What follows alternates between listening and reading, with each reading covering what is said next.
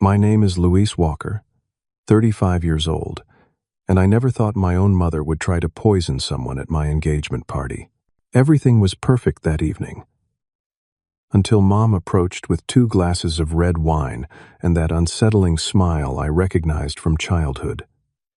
Something in her eyes looked wrong as she handed me the glass. The wine smelled off like almonds mixed with something metallic. My gut screamed danger. So I did something that still haunts me today. Before I tell you what happened next, let me know where you are watching from in the comments and hit that subscribe button. This story about trust betrayal and family secrets might be the most important one you hear today. Growing up with my mother Maria was like walking through a minefield blindfolded. You never knew what might set her off or when an explosion would occur. From my earliest memories, she controlled every aspect of our lives with an iron grip disguised as love and protection.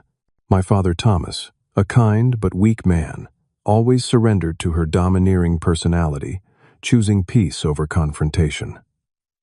This dynamic shaped our entire household. My sister Allison was 2 years younger than me, and we formed an unbreakable bond early on. We had to. We were allies in the constant emotional warfare that characterized our childhood home. Allison developed an uncanny ability to sense Mom's moods and would warn me when storms were brewing. She became the family mediator, somehow able to calm Mom down when no one else could.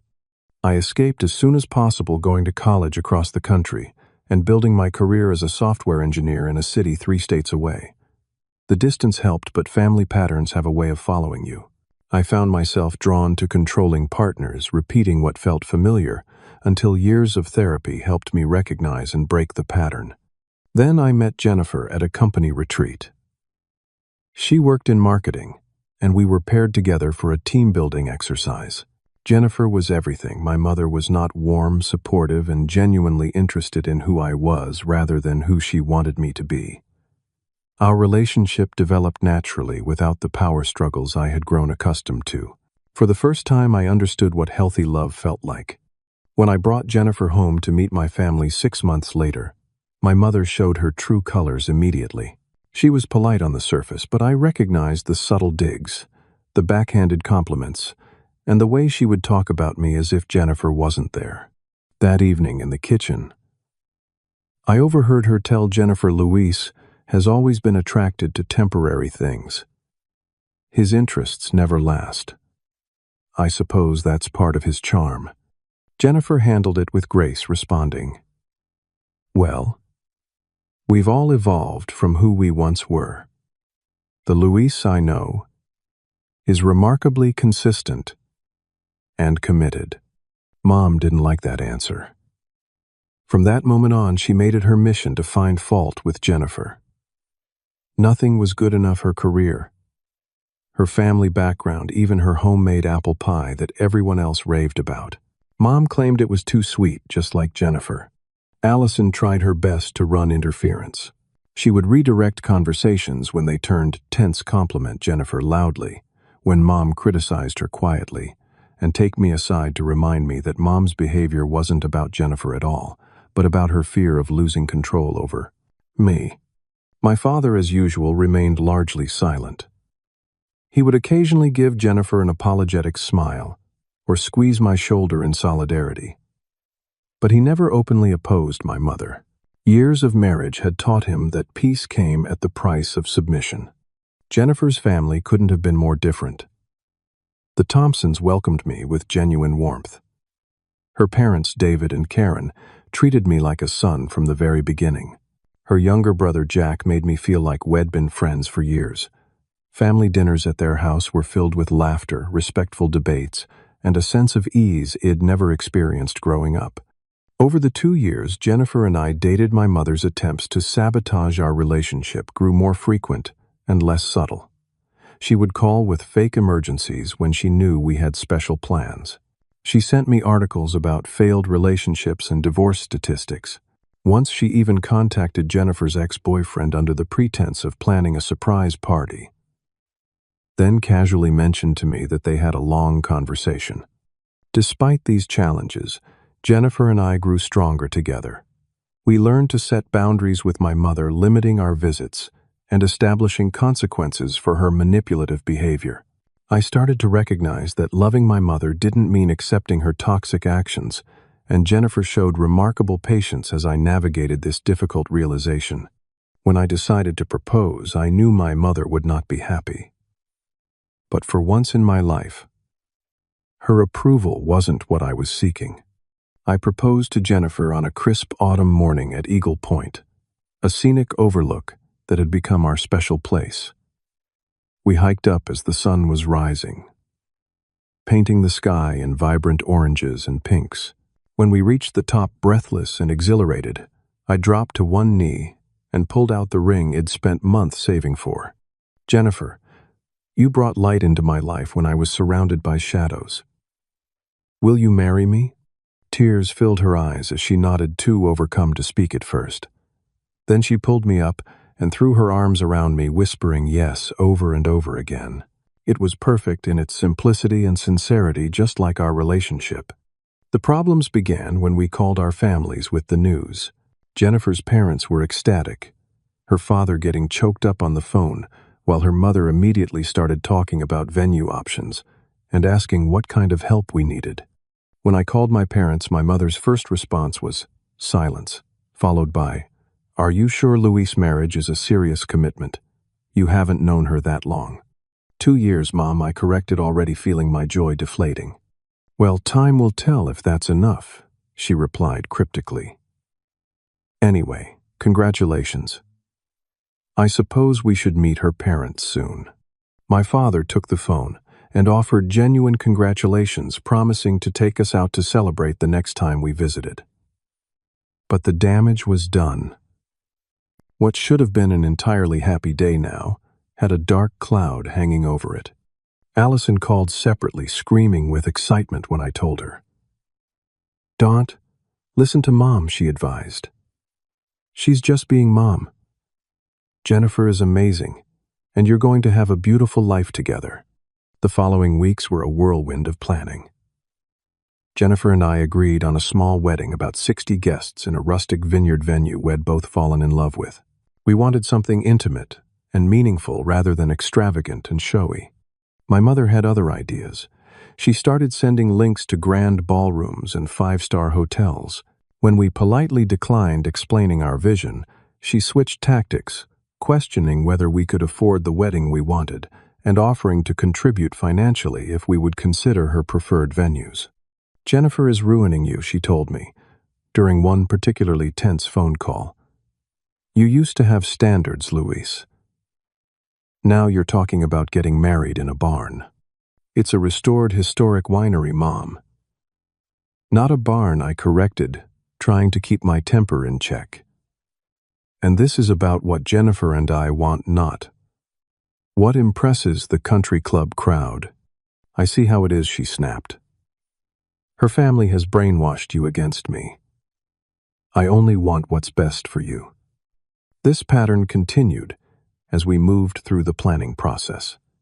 Every decision became a battleground. My mother criticized the date we'd chosen. April is unpredictable. Weather-wise, our choice not to have a religious ceremony. What will people think? And even our decision to write our own vows. Traditional vows have stood the test of time. For a reason, Luis too are. Jennifer was remarkably patient, but I could see the toll it was taking on her.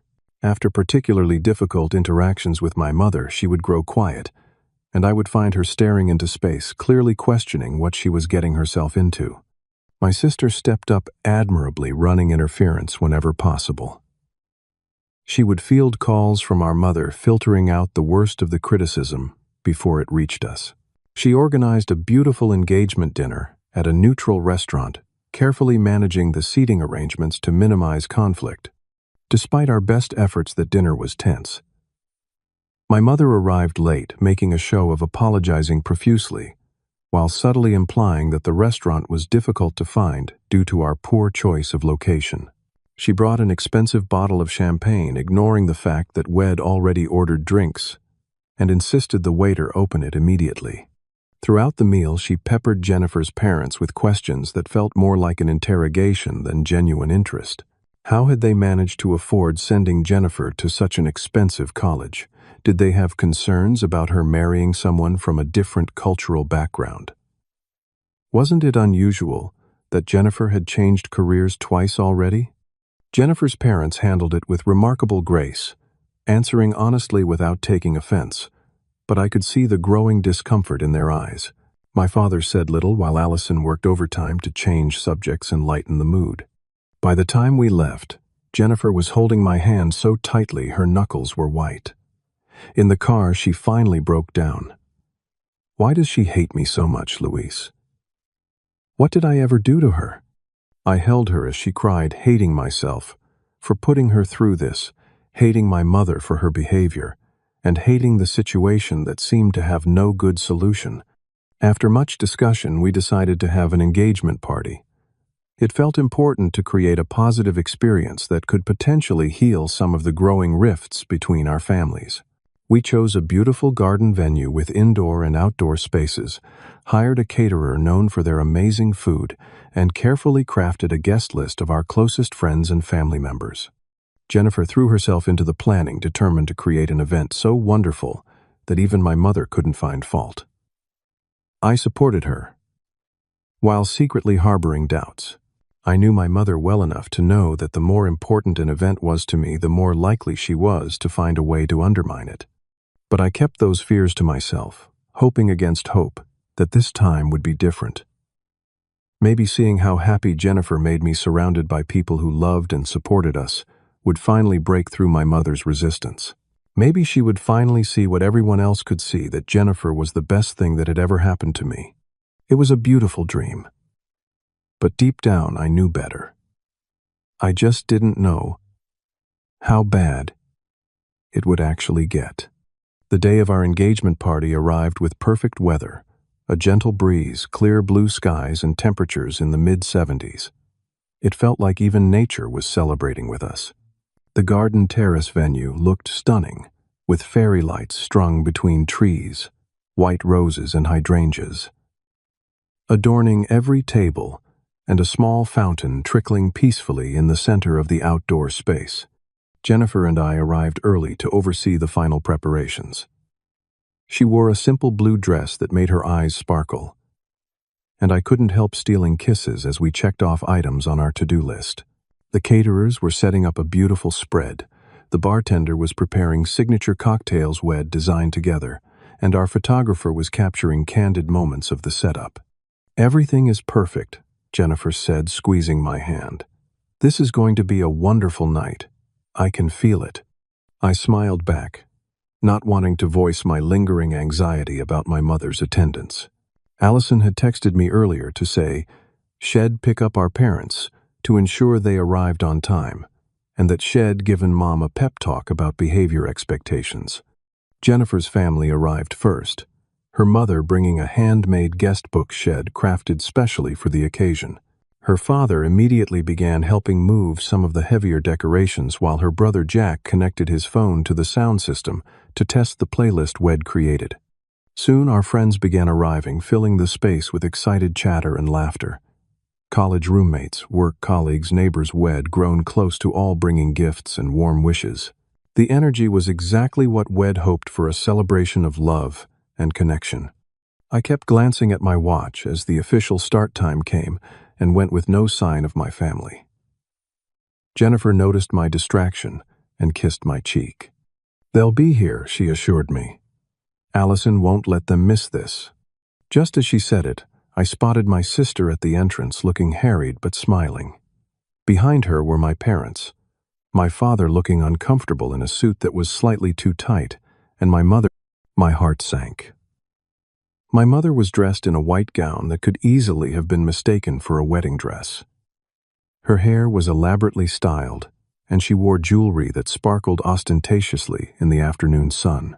She might as well have worn a sign declaring her intention to upstage the bride-to-be.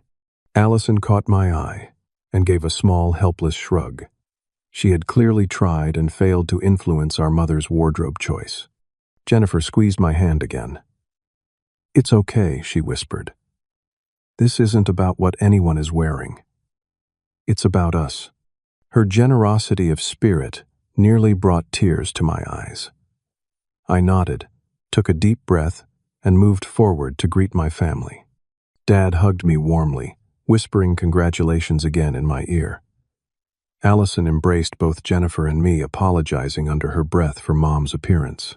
And then there was Mom standing with a frozen smile, offering her cheek for me to kiss. "Luis," she said, as if we hadn't seen each other in years rather than weeks. "The venue is smaller than I expected." It was her typical opening salvo, designed to set me on edge immediately. I refused to take the bait. "It's exactly what we wanted, Mom. I'm glad you could make it. You remember Jennifer, of course." My mother turned her gaze to my fiancé, looking her up and down before offering a cool, "How could I forget?" Jennifer stepped forward, and to my surprise hugged my mother warmly. "We're so happy you could all be here to celebrate with us," she said.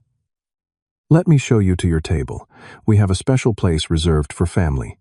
As Jennifer led my parents away, Allison stayed behind with me. "I tried to warn her about the dress," she said quickly.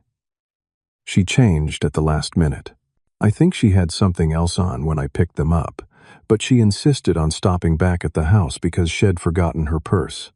"It's fine," I said, though we both knew it wasn't. "At least she's here."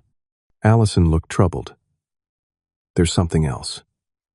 She brought her own wine. Said she doesn't trust venue alcohol. She has a bottle of red in her purse." I tried to tell her there would be plenty of options here, but she insisted. This was unusual even for my mother. She was particular about food and drink, but she'd never brought her own wine to an event before. "Just keep an eye on her, okay?" I asked Allison. "And maybe run interference with Jennifer's parents. They don't need to get the full Maria Walker experience today." Allison promised she would, and we rejoined the party. For the next hour, things went surprisingly well. My mother was quiet but not openly hostile. My father engaged in pleasant conversation with Jennifer's dad about their shared interest in fishing, and Allison charmed everyone as usual. Jennifer and I circulated among our guests, accepting congratulations and sharing the story of our engagement. We had just finished talking with my old college roommate when I noticed my mother watching Jennifer with an intensity that made me uneasy. Her eyes followed my fiancé around the room, and that small, strange smile I remembered from childhood played at the corners of her lips. It was the smile she wore when she was plotting something, when she felt she had the upper hand. I'd seen it before Shed. Reveal Shed? Read my diary, or before Shed announced Shed. Cancelled plans I was looking forward to because of some minor infraction. It was a smile that said, "I've got you, and you don't even know it yet." I tried to shake off my unease. This was our engagement party. Surely even my mother wouldn't cause a scene here. But as I watched her open her purse and carefully remove a bottle of red wine, that familiar dread crept up my spine. She caught me watching her, and her smile widened. She lifted the wine bottle slightly, as if in a toast, before heading to a quiet corner where Shed left her things. The next time I saw her, she was carrying 2 glasses of deep red wine, making her way purposefully toward me. My mother approached with practiced grace, holding 2 glasses of dark red wine. Her smile was unnaturally wide, her eyes glittering with an emotion I couldn't quite place. Something about her demeanor sent warning signals flashing through my mind. "Luis, darling," she said, her voice honey-sweet. In a way it never was naturally. "I brought something special to celebrate your engagement. This is from the vineyard we visited in Napa Valley when you were 16, remember? I saved it for an important occasion." I did remember that trip. It was one of the rare family vacations where everyone seemed genuinely happy. My mother had been unusually relaxed, laughing freely and treating us all with affection. It was a brief glimpse of what our family could have been under different circumstances. "Thanks, Mom," I said, accepting the glass she handed me. "Where's yours?" "Oh," she waved dismissively. "I've already had a glass." This one is for Jennifer. I thought the two of you should share this special wine, a symbol of my blessing on your union." Her words were right, but something in her tone was off. My mother never gave her blessing easily, and she certainly hadn't shown any signs of warming to Jennifer until this moment. Plus, there was something strange about the wine itself. As I held it up, I caught a whiff of an unusual scent, not just the normal wine aroma, but something else underlying it. Something bitter and almond-like. A memory flashed through my mind. I was 10 years old, watching my mother in the garden. She was dealing with a neighbor who had complained about our dog barking. She smiled that same tight smile and offered the woman a glass of iced tea. Later, I overheard her on the phone with a friend Shell think twice before complaining about my dog again. That stomach bug will keep her home for days. The neighbor had indeed fallen violently ill. My child's mind hadn't made the connection then, but the adult me suddenly saw the pattern with terrible clarity. I looked at the wine again, noticing how my mother was watching me intently, waiting for me to drink. I raised the glass to my lips, but didn't actually let the liquid touch them, merely pretending to take a sip. Excellent," I lied. "Really special. I'll go find Jennifer so she can try it." My mother's eyes followed me as I moved through the party looking for my fiancé. I had no intention of giving Jennifer this wine, but I needed to get away from my mother's scrutiny. I spotted Allison near the dessert table and headed toward her instead. "Hey," I said quietly. "Mom just gave me some wine that smells weird. Really weird." Allison frowned. "Weird how?" "Like almonds and something metallic. And she's acting strange even for her. Too nice." My sister's expression turned serious. "Where is she now?" I glanced back to see my mother still watching me, that same expectant smile on her face. "She's waiting for me to give this to Jennifer," I said. "She's calling it her blessing, but I don't trust it." Allison looked troubled. "Give it to me. I'll get rid of it discreetly." I was about to hand her the glass when I saw Jennifer approaching, smiling brilliantly. She had been talking with her parents and was now coming to find me. My mother had also noticed her and was moving in our direction. In that moment, I made a split-second decision that I would come to regret deeply. I couldn't pour out the wine without creating a scene and potentially ruining the party. I couldn't confront my mother without proof, and I couldn't let Jennifer drink whatever was in this glass. "What's that?" Jennifer asked, noticing the wine in my hand. Before I could answer, my mother arrived at our little group. "Has Jennifer tried the special wine yet?" she asked, that strange smile still fixed on her face. "Not yet," I said, feeling trapped. "I was just telling Allison about it." One of Jennifer's friends called her name from across the room, momentarily distracting her. "You should go see what she wants," I told Jennifer. "I'll be right here." As Jennifer moved away, I felt a moment of relief, quickly followed by renewed tension as my mother said, "Aren't you going to finish your glass, Luis? It's too good to waste." "Of course," I said again, pretending to sip. But my glass was still nearly full, and I knew she'd notice if I didn't actually drink it. Just then, a group of colleagues came over to congratulate us, surrounding Allison, my mother, and me in a circle of well-wishers. Someone gave a spontaneous toast, and everyone raised their glasses. In the commotion, I pretended to drink again. My mother excused herself to use the restroom, and I immediately turned to Allison. "I need to get rid of this without making a scene," I whispered urgently. But before she could respond, more guests approached us, and we were pulled into separate conversations. I circulated through the party with the still full wine glass, looking for an opportunity to dispose of it discreetly. But my mother had returned and was watching me like a hawk from across the room. 30 minutes passed this way, with me growing increasingly anxious. The party was in full swing now, with music playing and people dancing. Jennifer had rejoined me, radiant with happiness, as she introduced me to distant relatives who had traveled to celebrate with us. My mother approached again, this time with my father in tow. He gave me a hearty pat on the back and began chatting with Jennifer about their shared interest in historical documentaries. While they were distracted, my mother leaned in close to me.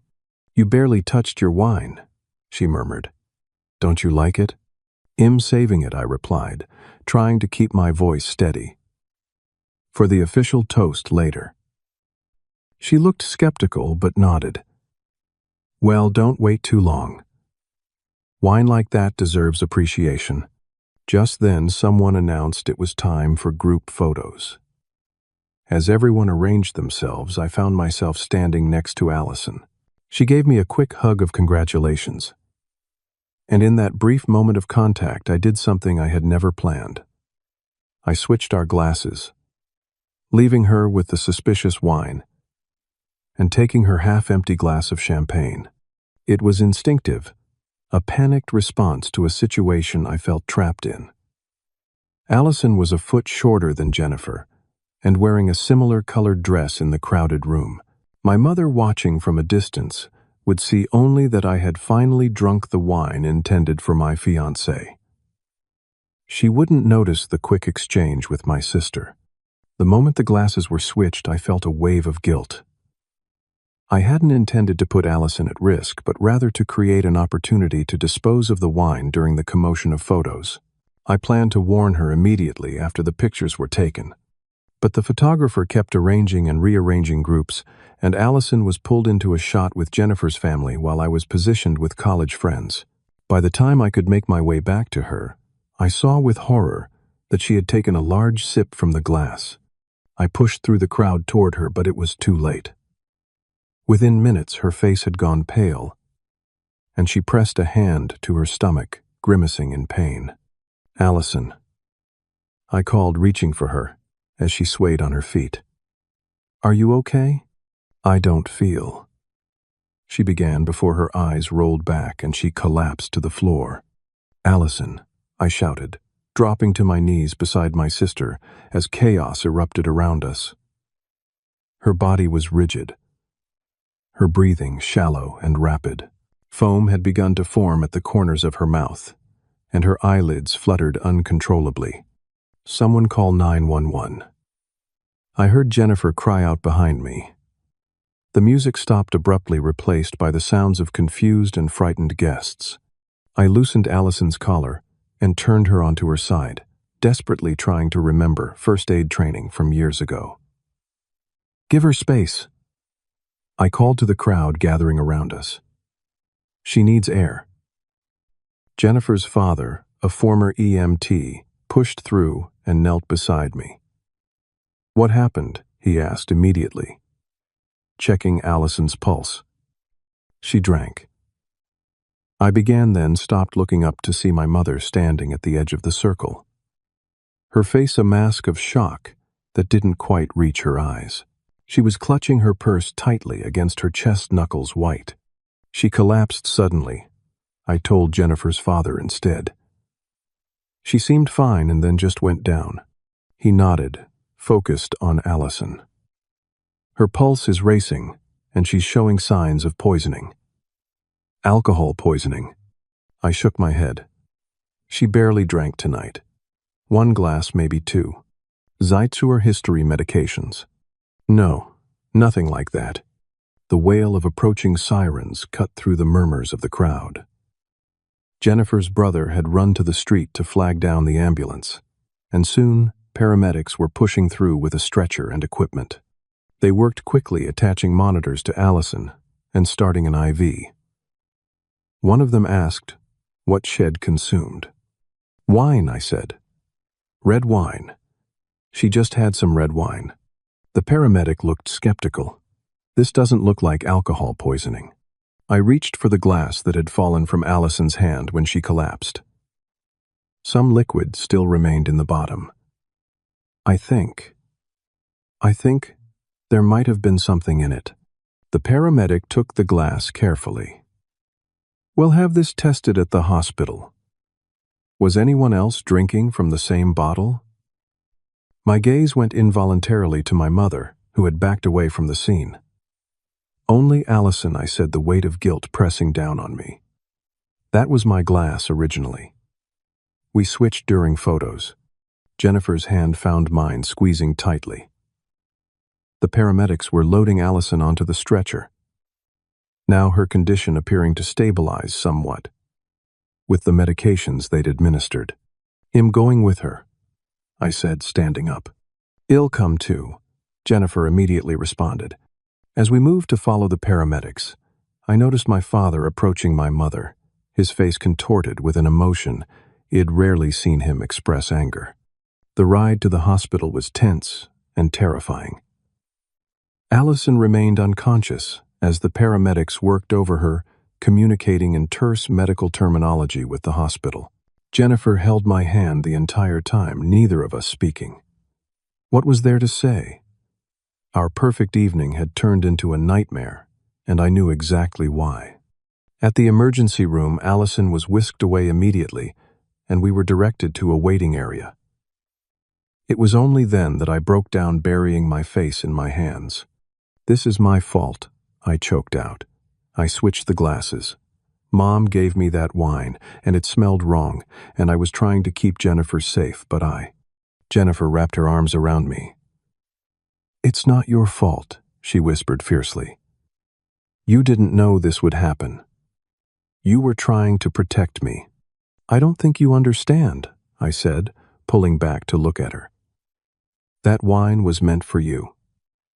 My mother brought it specifically for you. She said it was her blessing on our marriage.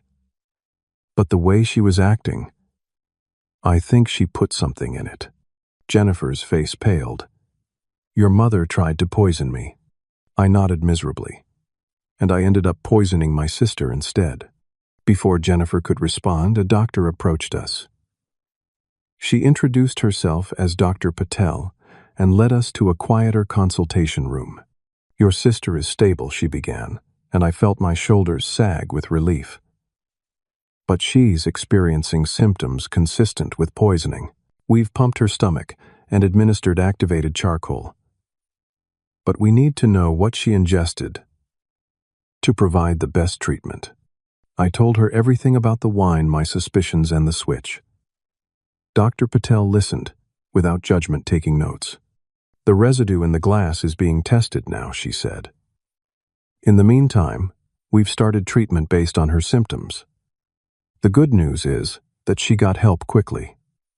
That makes a significant difference in poisoning cases." "When can we see her?" Jennifer asked. "She's still unconscious, but you can sit with her." "One at a time, please." I insisted that Jennifer go back to the venue to check on our guests and explain what had happened. She was reluctant to leave me alone, but I knew someone needed to manage the situation there. The police would likely be involved soon, and I couldn't bear the thought of her family facing that chaos without support. Sitting by Allison's bedside, watching the steady rise and fall of her chest, I was overwhelmed with regret.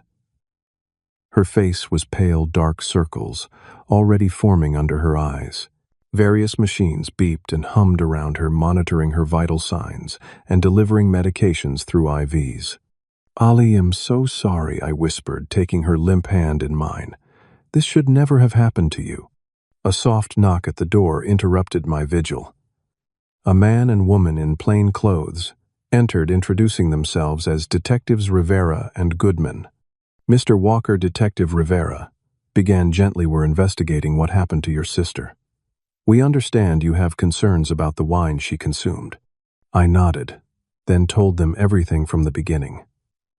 My mother's historical behavior, her strange demeanor at the party, the unusual smell of the wine, and my fateful decision to switch glasses with Allison. Detective Goodman took detailed notes. "And where is your mother now?" she asked. "I don't know," I admitted. "Probably still at the venue, or maybe my parents' home." "We're going to need to speak with her," Detective Rivera said. "In the meantime, do you know if she brought anything else to the party? A purse? A bag?" She had her purse, I remembered. She was clutching it after Allison collapsed. She keeps it with her all the time. The detectives exchanged glances. "Well, send officers to locate her," Detective Goodman said. Is there anything else you can tell us that might help with the investigation? I hesitated, then said, My mother has always been controlling, but this is the first time I've suspected her of something like this. I think she really didn't want me to marry Jennifer. They nodded sympathetically and left after getting contact information for Jennifer and my parents. As the door closed behind them, I turned back to Allison, still unconscious, but looking slightly less pale than before. An hour later, Jennifer returned, her face drawn with exhaustion. The party has been cleared out, she said, sitting beside me. The police are treating it as a crime scene. They've taken the bottle and interviewed most of the guests. And my parents, I asked. Your father is in the waiting room. Yes. Not doing well. Your mother was taken to the police station for questioning. They found something in her purse. I closed my eyes briefly. What was it? I don't know exactly. Your father said it looked like a small vial or bottle. He keeps saying he had no idea, that he can't believe this is happening. We sat in silence for a while, both watching Allison breathe. Finally, Jennifer spoke again. The hospital called with the preliminary test results while I was leaving the venue. The wine contained a significant amount of foxglove extract. It's highly toxic, can cause heart problems. She trailed off. Is she going to be okay? I asked, my voice breaking. Jennifer squeezed my hand. The doctor says she got treatment in time.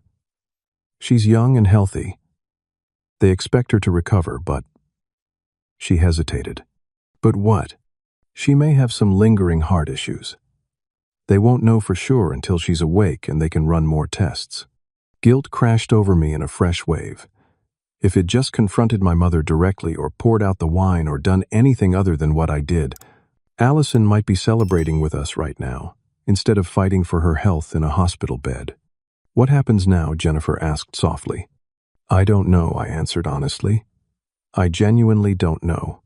The next 48 hours passed in a blur of police statements, medical updates, and emotional exhaustion. Allison regained consciousness late the following day, confused and weak, but alive. The doctors confirmed what Jennifer had told me: foxglove poisoning, which affected the heart and could have been fatal without prompt treatment. When I was finally allowed to speak with Allison alone, I broke down, completely confessing what had done and begging for her forgiveness. Luis, she said, her voice barely above a whisper, you didn't do this. Mom did. You were trying to protect Jennifer. But I put you in danger instead, I argued, tears streaming down my face. I never meant for you to drink it. I just panicked, and she squeezed my hand weakly. Listen to me. If you hadn't switched those glasses, we'd be sitting at Jennifer's bedside right now. Or worse. I can recover from this. Our family can recover from this. But losing Jennifer, that would have destroyed you. Her forgiveness, so freely given, made me feel even worse. I didn't deserve such understanding, not after what my actions had caused. The police investigation moved quickly. The vial found in my mother's purse contained concentrated foxglove extract, and her fingerprints were on both the wine bottle and the vial. When confronted with this evidence, she initially claimed it was a homeopathic remedy for her own use, but the quantity and her behavior at the party told a different story. My father, shattered by these revelations, finally broke his decades-long silence about my mother's behavior. He told the detectives about incidents I had never known, about times Shed retaliated against neighbors, co-workers, or family members who had crossed her. Nothing had ever been proven, and most incidents had been dismissed as unfortunate accidents or coincidences. He also revealed something that shocked me to my core. My mother had been diagnosed with a personality disorder years ago, but had refused ongoing treatment after a brief attempt at therapy. Head kept this secret, he said, out of misguided loyalty and fear of destroying our family. Too late for that, I thought bitterly. The family was already destroyed, had been for years, perhaps from the very beginning. Jennifer and her family showed extraordinary compassion throughout the ordeal. Her parents took turns bringing us meals at the hospital and coordinating with our friends to ensure we had support. Jennifer herself barely left my side, her presence, a steady anchor in the storm of emotions and legal proceedings. A week after the party, my mother was formally charged with attempted murder. The prosecutor explained that the evidence was overwhelming the poisoned wine. The vial in her possession, witness statements about her behavior, and the laboratory confirmation of foxglove in both the wine and Allison's system. I visited her once at the detention center before the trial. She sat across from me in an orange jumpsuit, looking smaller somehow. Her carefully maintained appearance, now reduced to harsh fluorescent lighting and no makeup. Yet there was still defiance in her eyes when she looked at me. "Why?" I asked simply. "Why would you do this?" She studied me for a long moment before answering. "She isn't right for you, Luis. I was protecting you from making a terrible mistake. By poisoning the woman I love, she would have ruined your life," my mother insisted, leaning forward. "I see what others don't. I always have. That girl would have taken you away from your family, changed you. I couldn't let that happen." The chilling lack of remorse in her voice confirmed what I'd always suspected, but never fully acknowledged my mother was fundamentally broken in some way, unable to see the world as others did, unable to love without controlling, unable to accept any reality but the one she constructed. "I just need you to know something," I said, standing up to leave. "Jennifer and I are still getting married. Allison will be there recovering and celebrating with us. Dad will give me away. But you have lost us all. And you did that yourself. No one took us away from you. You pushed us away one controlling, manipulative action at a time until this unforgivable thing." She called after me as I walked away, her voice rising with indignation, but I didn't turn back. There was nothing more to say. The legal process ground on. My mother eventually accepted a plea deal to avoid a public trial, receiving a 15-year sentence with possibility of parole after 10 years. My father filed for divorce, a broken man trying to rebuild some semblance of a life in the wreckage of his choices. Allison recovered physically, though doctors warned she might need to monitor her heart health for years to come. The emotional recovery was slower. She started therapy, working through not just the trauma of the poisoning but the lifelong effects of our mother's behavior. Jennifer and I postponed our wedding by 6 months, giving everyone time to heal and regroup. When we did finally set a new date, we chose a different venue and a much smaller guest list. Some things couldn't be recaptured after what had happened. Through it all, Jennifer remained steadfast. There were moments when I worried the stress and trauma would be too much, that she'd realize she was marrying into a family with more baggage than anyone should have to bear. But instead, she showed me what true commitment looked like. "We're building our own family," she told me one night as we lay in bed, her head on my chest. "One based on trust and respect and genuine love. What happened wasn't your legacy, Luis. It's not who you are, and it's not who our family will be." I held her tightly, marveling at her strength and wisdom. She was right, of course. We didn't have to carry forward the patterns of the past. We could choose a different path. The day before our rescheduled wedding, Allison and I visited our childhood home one last time. My father was selling it, unable to live with the memories it contained. We walked through the empty rooms, each one echoing with moments from our past, both good and bad. In my old bedroom, Allison linked her arm through mine. "Remember when we'd hide in here during Mom's bad days?" she asked. "You used to make up these elaborate stories to distract me." I nodded, smiling at the memory. I'd almost forgotten those moments, how we'd created our own little world as a refuge. "You protected me then," she said, "and you tried to protect Jennifer at the party. That's who you are, Luis. A protector. Don't forget that when you're busy blaming yourself." Her words struck deep. Perhaps she was right. Perhaps in trying to assign blame and carry guilt, I was missing the larger truth that we had all been doing our best in an impossible situation. My father, with his silence. Allison with her mediation, me with my distance. And eventually, my desperate glass switch. We had all been trying to survive a situation none of us had created. As we locked up the house for the final time, I felt something shift inside me. A willingness to forgive, if not my mother, then at least myself and my father. We had all been damaged by my mother's illness, but we didn't have to remain broken. Tomorrow I'd marry Jennifer with Allison standing beside us as maid of honor and my father walking me down the aisle. My mother's seat would remain empty. A visible reminder of what happens when control masquerades as love. But we would be there, the survivors, creating something new from the ashes of what had been destroyed. Life would never be perfect. Allison would still need heart checkups. My father would still wake from nightmares, wondering how he had missed the signs. And I would still occasionally catch myself in patterns learned from years of walking on eggshells. But we would face it together with honesty and genuine love.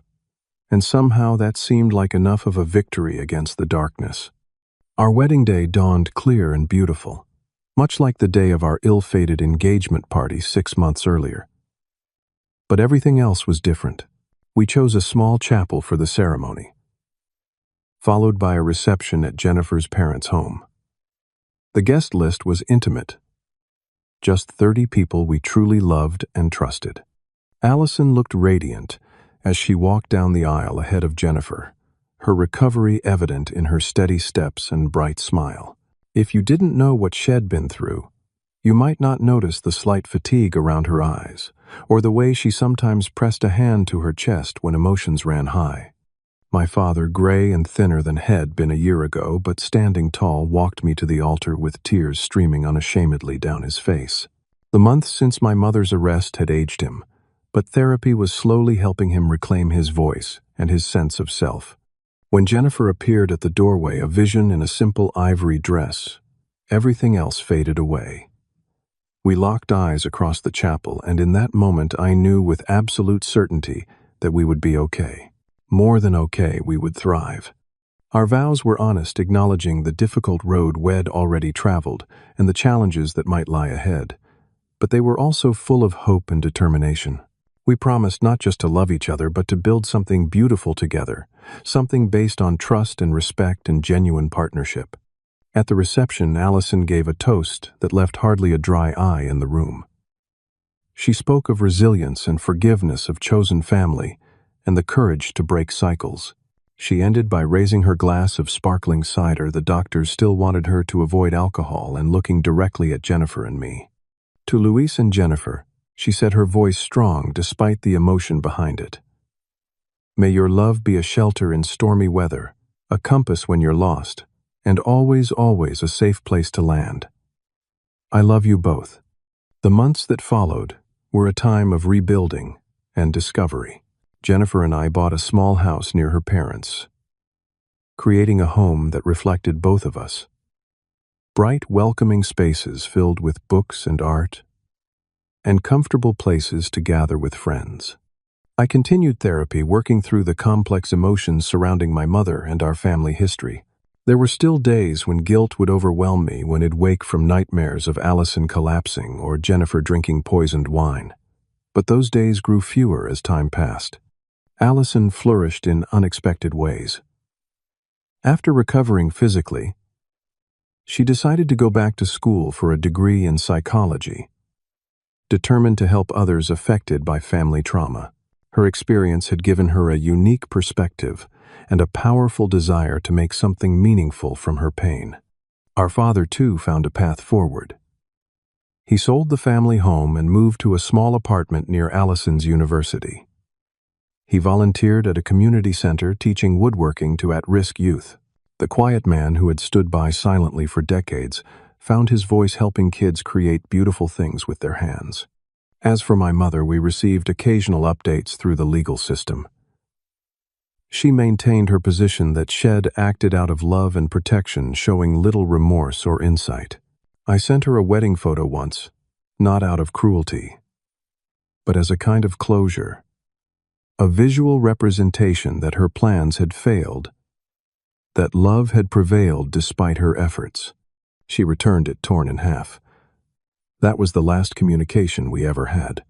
On the 1-year anniversary of our wedding, Jennifer and I hosted a dinner for our inner circle. Allison, my father, Jennifer's parents and brother, and a few close friends stood by us through everything. As we sat around our dining table sharing food and stories and laughter, I was struck by the realization that this was what family should be: people who loved each other without conditions or manipulation, who supported each other through darkness and celebrated each other in light. Later that night, as Jennifer and I sat on our back porch watching fireflies dance in the summer twilight, she took my hand and placed it on her stomach. "I have something to tell you," she said, her eyes shining. "We're going to have a baby." Joy and terror flooded through me simultaneously. A baby. A new life, a continuation of our family line. But also a tremendous responsibility. "Are you happy?" Jennifer asked, watching my face closely. I started then, stopped gathering my thoughts. Overjoyed. And scared. What if I don't know how to be a good parent? What if there's something in me? Something I inherited. She placed her fingers gently against my lips. "You are not your mother, Louise. You've never been your mother. The very fact that you're worried about this tells me everything I need to know about what kind of father you'll be." She was right, of course. The greatest difference between my mother and me was awareness. The ability to see ourselves clearly, to question our motivations, to choose differently when needed. When our daughter was born 7 months later, a perfect tiny being with Jennifer's eyes and my dark hair, I made her a silent promise as I held her for the first time. I would love her without controlling her. I would support her without smothering her. I would protect her while teaching her to be strong on her own. Most importantly, I would break the cycle that had nearly destroyed our family.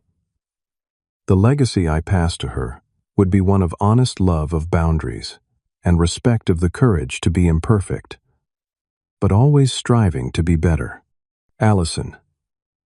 Now, officially, my daughter's godmother summarized it perfectly when she visited us in the hospital. Holding her niece with tears in her eyes, she said, "Sometimes the most loving thing we can do for the next generation is to heal ourselves." That healing wasn't a destination, but a journey, one that continued day by day, choice by choice. There were still difficult moments. Moments when I'd catch myself in old patterns. When grief, for what might have been, would overwhelm me, when the weight of the past felt too heavy to bear. But there were also countless moments of joy and connection. Watching Jennifer sing our daughter to sleep. Sunday dinners with Allison and my father. Friendships that deepened through honesty and vulnerability. A marriage built on mutual respect and genuine partnership.